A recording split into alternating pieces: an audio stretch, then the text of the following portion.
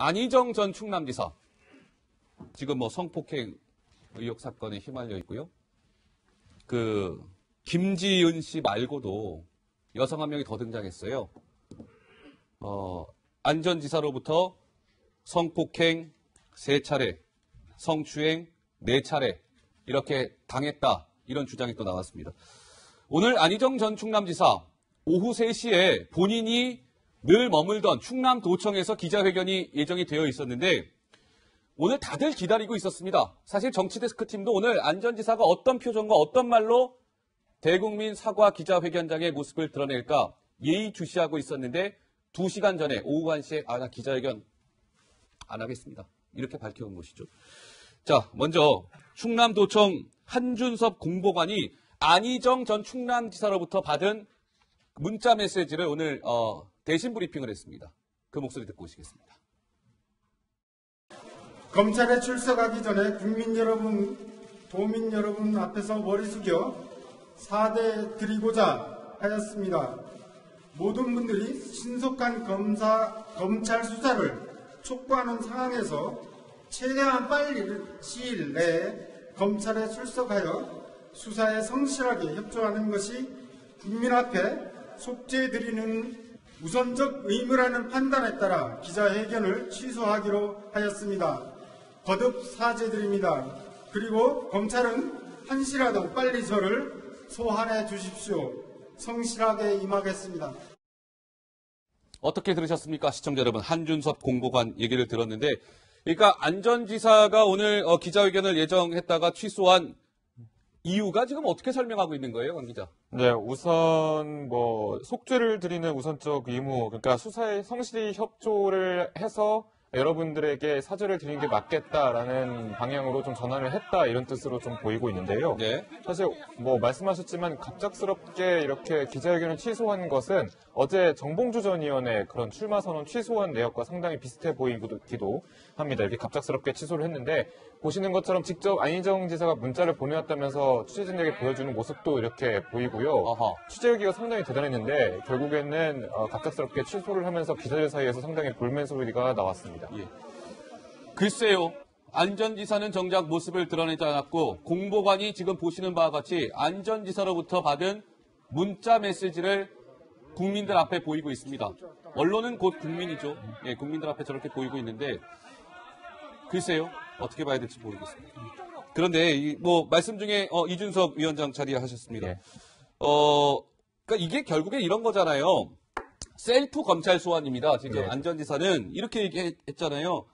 한시라도 빨리 저를 검찰에 소환해 주십시오. 셀프 소환을 요청을 한 셈인데 글쎄요. 결국 안 전 지사는 국민 앞에 카메라 앞에 서서 사과할 뜻은 없는 것 같고 대신에 법적 대응을 이제 앞으로 진행해 나가겠다 이런 의지를 보였다 이렇게 봐야 되겠네요. 그렇죠. 실제로 정치인이 정치적 책임을 지겠다라는 의미는 네. 또 뒤집어 말하면 정치적으로 나중에 재기를 모색하고 있다는 거거든요. 그렇기 때문에 안 전 지사 같은 경우는 지금 정치적 책임을 지는 자세를 보이려면은 나와서 이제 국민을 대표하는 언론들의 질문에 답하고 이래야 되는데 예. 그분에 응하지 않겠다고 선언하는 것이기 때문에 앞으로 정치인으로서 역할보다는 어쨌든 법적인 공방 속에서 법적인 어떤 책임을 지겠다고 국한함으로써 본인이 어쨌든 형량이나 이런 걸 다투는 데 이제 있어가지고 최선을 다하겠다라는 것이기 때문에 네. 저는 이번에 사실 보면은 안 지사의 태도를 보면은 결국에는 지금 미투라는 어떤 폭로가 한번 있었을 때 보통 전개된 양상이 나와서 어떤 말을 한다 하더라도 그 다음에 추가 폭로자가 나오기도 하고요. 예. 그렇기 때문에 그런 형식으로 대응하는 것이 본인의 법적 공방에 도움이 되지 않는다라고 판단하는 것입니다. 그래서 예. 이번에 이 절차를 건너뛰고 바로 법적 공방을 가겠다는 것인데 네. 이건 이제 정치인으로서의 어떤 위치는 사실상 포기한 것이라고 봐야 되겠죠. 예.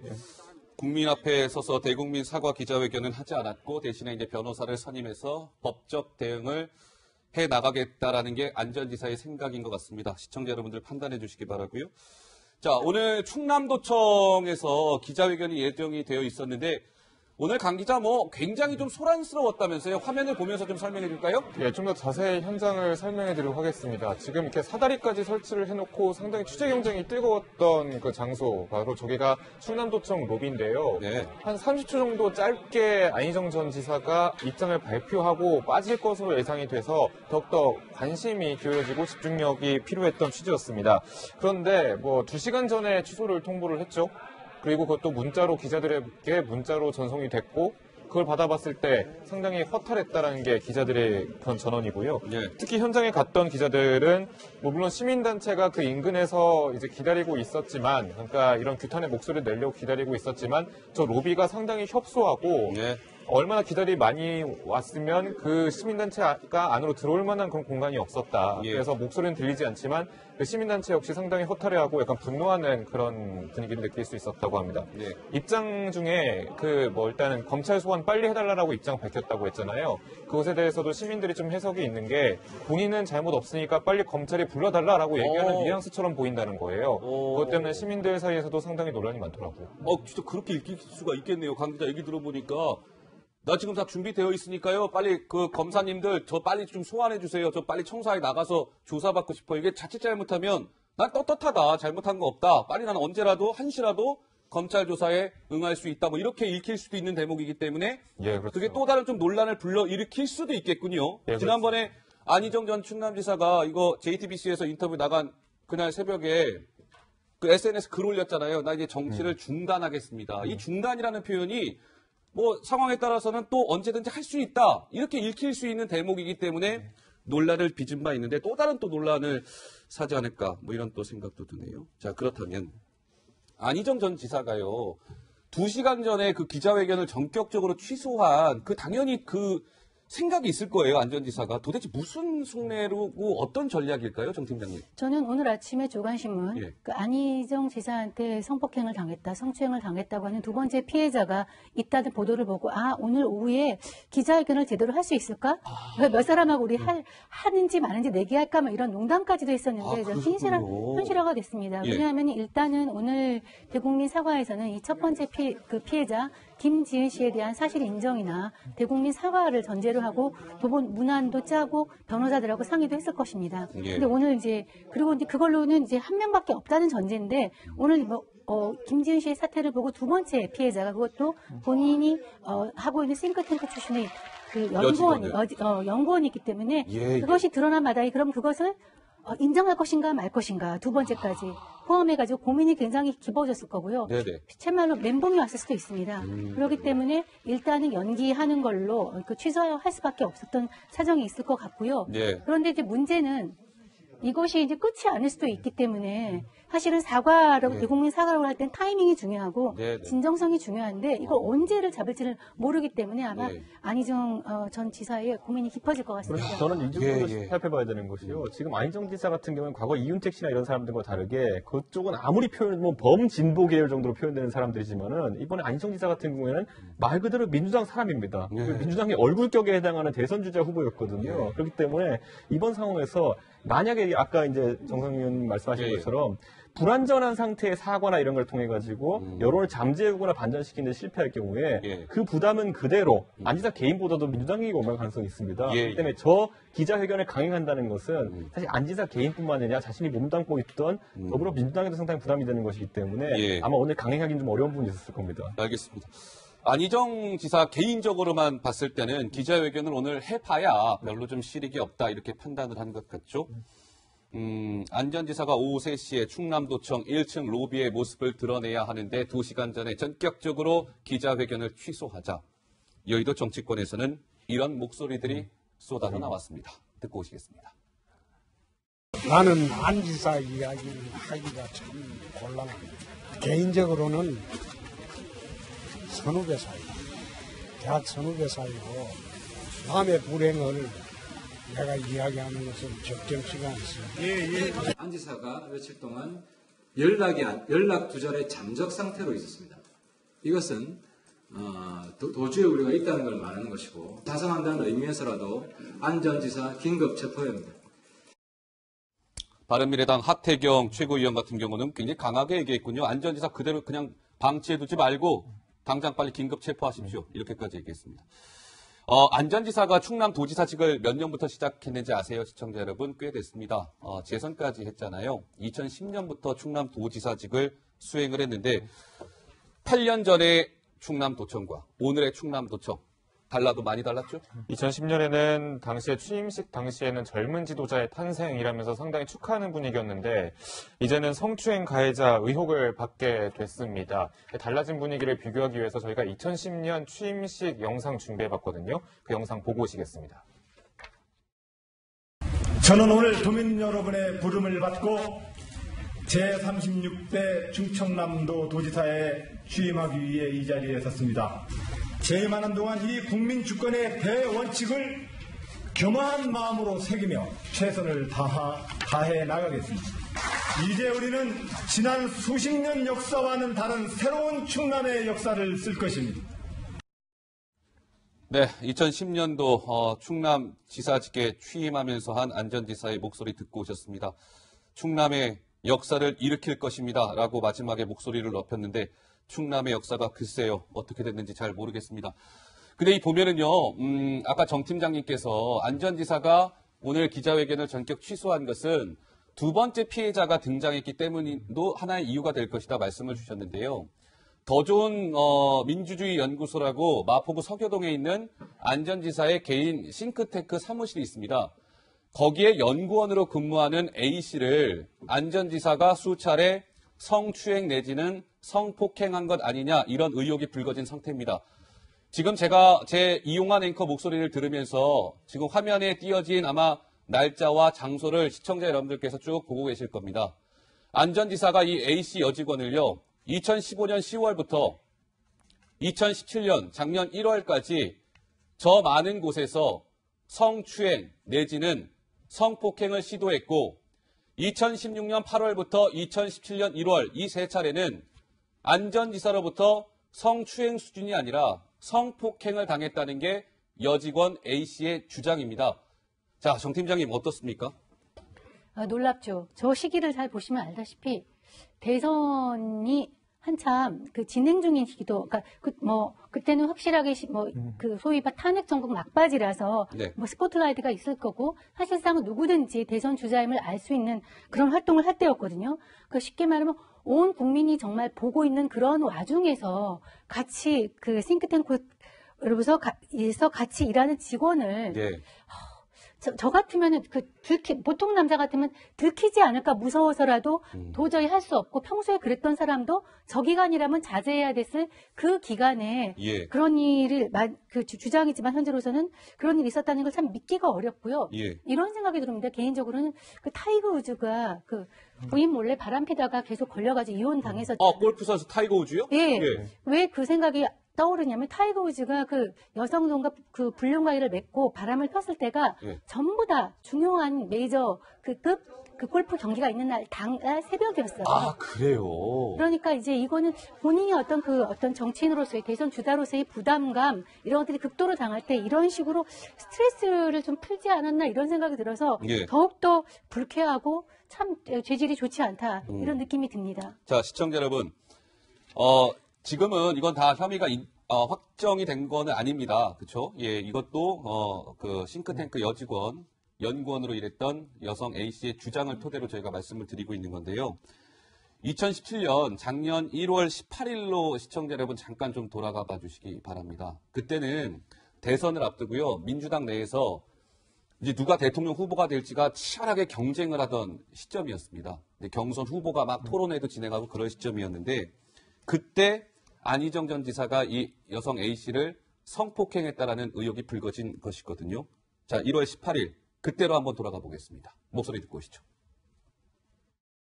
진심을 다해서 준비해왔습니다.